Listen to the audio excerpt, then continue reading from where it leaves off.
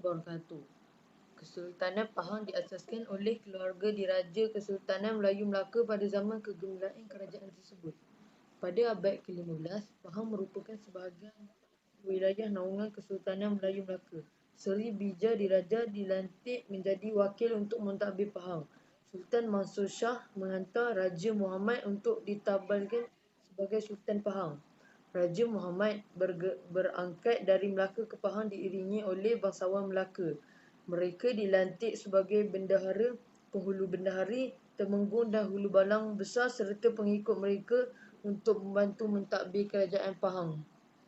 Raja Muhammad mengasaskan Kesultanan Pahang pada tahun 1470 dengan gelaran Sultan Muhammad Shah.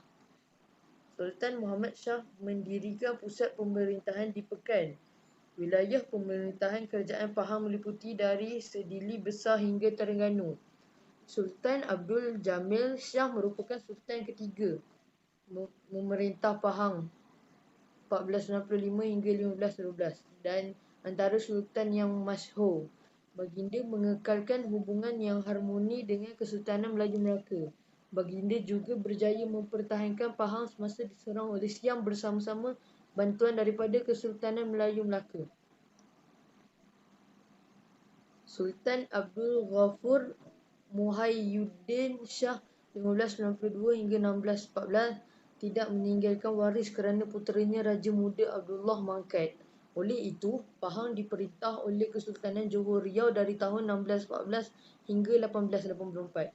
Ketika ini, Pahang merupakan wilayah pegangan Bendahara Johor. Keluarga Bendahara Johor yang mentadbir Pahang kemudian mengasaskan Kesultanan Pahang yang baru. Pengasasnya ialah Bendahara Siwaraja Wan Ahmad. Wan Ahmad ditabalkan sebagai Sultan Pahang pada 12 Disember 1884 dengan gelaran Sultan Ahmad Al-Muazzam Shah. Dengan penggunaan gelaran Sultan ini, maka muncullah Kesultanan baru di Pahang yang berdaulat dan kekal hingga hari ini. Sistem pemerintahan Kesultanan Pahang. Kesultanan Pahang mengamalkan sistem perwarisan tahta. Waris ganti digelar Tengku Mahkota. Pelantikan Sultan juga atas persetujuan Jemaah Pangkuan Diraja Negeri. Sistem pentadbiran masih berasaskan pembesar 4, 8 dan 16. Empat pembesar utama Pahang ialah Orang Kaya Indra Shah Bandar, Orang Kaya Indra Segara, Orang Kaya Pahlawan, Orang Kaya Indra Perbajelai. Pemerintahan kerajaan negeri dijalankan bersama Majlis Mesyuarat Kerajaan. Agama Islam dalam pemerintahan. Keutamaan agama Islam dalam Kesultanan Pahang, Perak, Terengganu dan Selangor dapat dilihat dengan jelas melalui perkara yang berikut. Sultan merupakan ketua agama bagi setiap negerinya. Kedudukan ini diperihalkan dengan jelas dalam Perlembagaan Persekutuan dan Undang-Undang Tubuh Kerajaan Negeri. Institusi agama berperanan penting di setiap negeri dan bidang kuasa mereka mestilah dihormati. Misalnya, peranan mufti, kadi, mahkamah syariah dan jabatan agama Islam. Institusi kesultanan mempunyai ikatan yang rapat dengan institusi agama. Tokoh-tokoh agama berperanan dalam pentadbiran istana dan negara. Misalnya, di negeri Selangor, mufti merupakan anggota Dewan Diraja. Sultan juga bertanggungjawab dalam mendaulatkan syiar Islam. Misalnya, tauliah penceramah agama dikeluarkan oleh pejabat istana setelah ditandatangani oleh Sultan. Assalamualaikum warahmatullahi wabarakatuh. Tahukah anda pengasasan Kesultanan Pahang menandakan lahirnya 4 buah negara Melayu berdaulat. Legasi Kesultanan Melayu Melaka diteruskan secara langsung di Pahang. Pada abad ke-15, Pahang merupakan sebahagian wilayah naungan Kesultanan Melayu Melaka. Seri Bija Diraja dilantik sebagai wakil untuk mentadbir Pahang.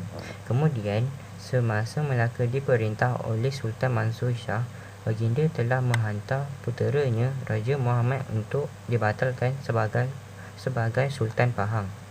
Seterusnya, Raja Muhammad berangkat dari Melaka ke Pahang diiringi oleh golongan bangsawan Melaka. Mereka telah dilantik sebagai bendahara, penghulu bendahari, temenggung dan hulu balang besar serta pengikut mereka untuk membantu mentadbir kerajaan Pahang. Selain itu, Raja Muhammad mengasaskan Kesultanan Pahang pada tahun 1470 dengan gelaran Sultan Muhammad Shah.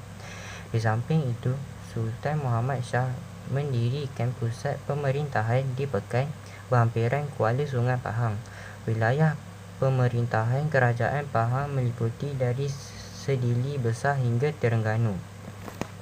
Selepas itu, Sultan Abdul Jamil Shah merupakan sultan ketiga yang memerintah Pahang dan antara sultan yang masyhur.